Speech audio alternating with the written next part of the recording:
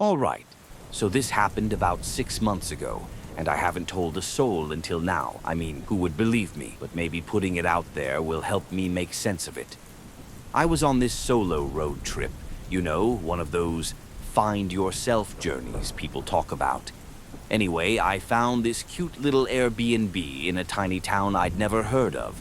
It was dirt cheap, and the pictures made it look like this rustic, cozy cabin in the middle of the woods. Perfect, right? Wrong. The weird vibes started before I even got there. My GPS went nuts as I got close, like it kept rerouting me down these random gravel roads.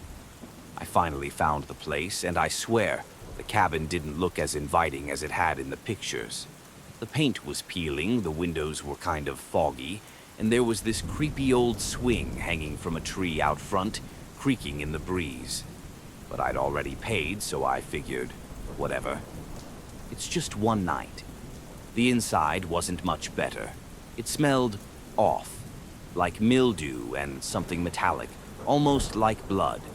I chalked it up to old pipes or whatever, dropped my bag, and tried to settle in. The host had left this handwritten note on the counter that said, "Welcome. Make yourself at home, but don't go into the basement." That's it. No Wi-Fi password, no emergency numbers. Just don't go into the basement. Classic horror movie stuff, right? Of course, my brain immediately wanted to know what was in the basement, but I wasn't about to test my luck.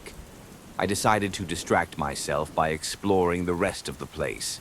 There were weird little things everywhere, like this old rocking chair that faced a blank wall, and a bunch of mismatched candles set up around a dusty mirror. But the worst thing, the bedroom. The bed was made, but there was this huge dent in the middle of the mattress, like someone had been lying there for years. And I'm not even joking when I say there was hair on the pillow. Not mine. I convinced myself it was just bad cleaning and threw the pillow on the floor. I even laughed about it, like, haha, maybe the ghosts are messy. But as soon as I said that out loud, the lights flickered. I kid you not, every single light in the cabin dimmed for a good 10 seconds before coming back on.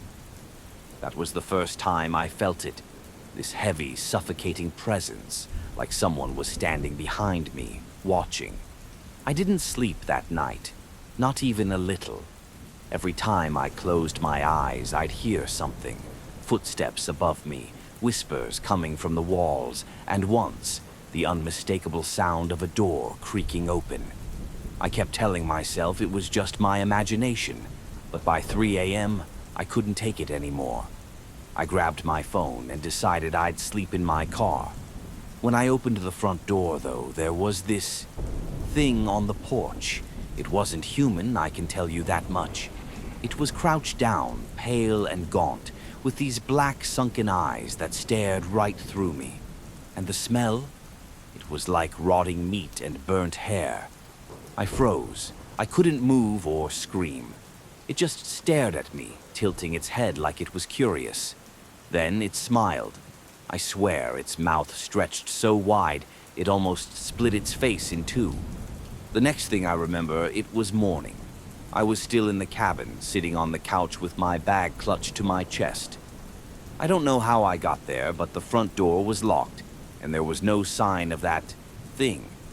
I didn't stick around to figure it out. I jumped in my car and peeled out of there, not even bothering to check out with the host. Later, when I tried to find the listing to report it or leave a review, it was gone, like completely wiped from the site. I even Googled the address, but it didn't exist. It's like the cabin wasn't real, but I know what I saw. To this day, I can't explain it. But sometimes, late at night, I swear I hear that same creaking sound, like the swing from the cabin. And I can't help but wonder, did I bring something back with me?